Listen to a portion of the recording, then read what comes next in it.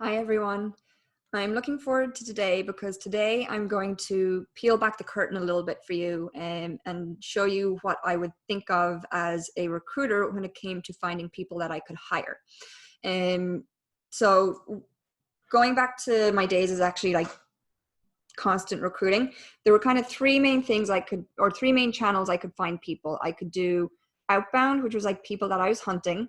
I could solicit referrals or ask for referrals from employees, or I could go through my inbound bucket. So these are always the three key areas that recruiters are going to look at, or channels of application development. And application development being like channels to candidates and channels to find hires.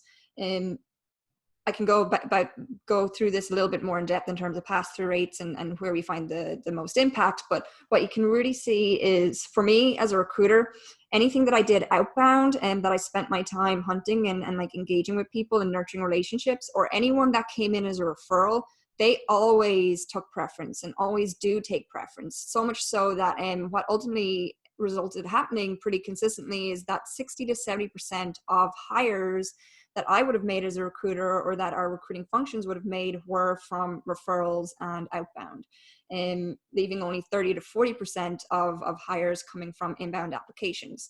And there is a way as recruiters that we can curate this list a little bit more. So like, it's not just having this listing on our job site or on LinkedIn jobs. It's like posting links to apply in different groups and affiliations and stuff like that. So sometimes this inbound bucket could bring us really strong quality if we were really intentional and curated a very strong inbound strategy. Unfortunately, not a lot of people have the time to do that because it requires a lot of thought, a lot of research. So people will default to, who do we know who's currently within our network? And recruiter, go find these keywords in a profile, reach out to them and introduce me to them. And that would be me as the hiring manager saying that.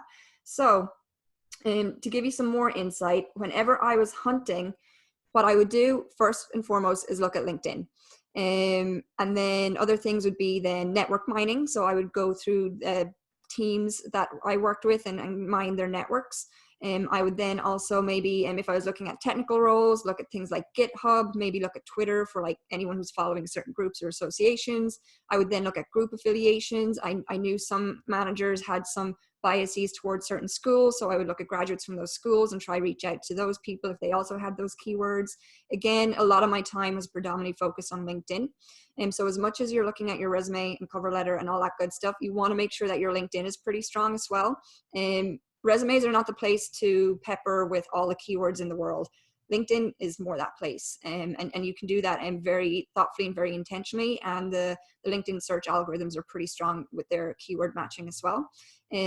So really be thoughtful around how you're showing up on LinkedIn. And if you are, whether you're thinking about new roles, you're open but not really, or you are very actively looking, think about how you are showing up on LinkedIn, and because this is the go-to place for recruiters and even hiring managers to reach out and build networks.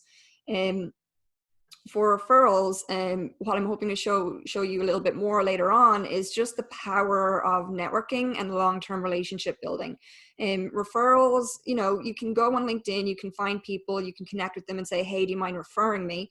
Referrals, no matter where they come from, they're going to be looked at, and even if it's a weak referral versus a strong referral, and the difference being like a strong referral is someone that you've known, someone that you've worked with, someone that you can vouch for. More of a lead or a weaker or colder referral is someone who is in your network, who reached out or you reached out to thinking that they could be a fit, but you can't really vouch for their work. You've never really worked with them before.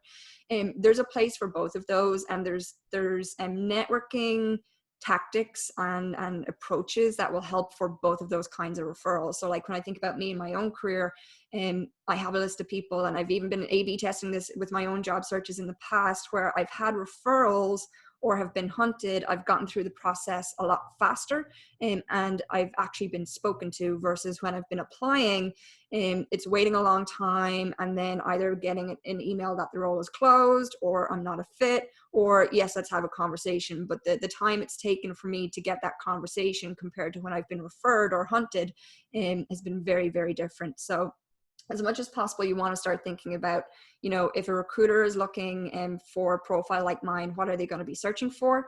And then also really where your locus of control is and what you can really do to stand out is like build those networks, build those relationships. And like, it's not enough to say, hey, I saw this job, I see you work there, can you refer me? You really need to be able to offer something in return and make it a two-way relationship. It can't be transactional, it can't be one way.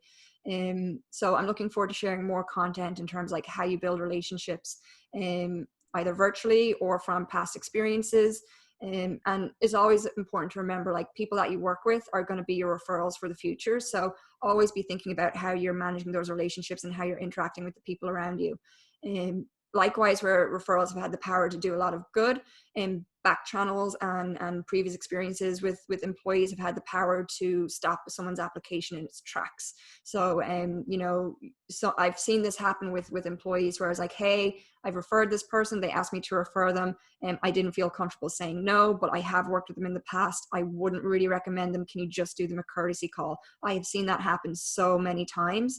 So you really want to make sure that your referrals are proud to nominate you and are excited to nominate you, because they're gonna treat that like, if I'm referring this person and they don't do well, it's a reflection on me. Even though most recruiters don't think that, the people who are referring will think that. So it's important that whoever is going to be referring you is going to be your champion and advocate as well. So that's a little bit about the three main channels that recruiters will look at.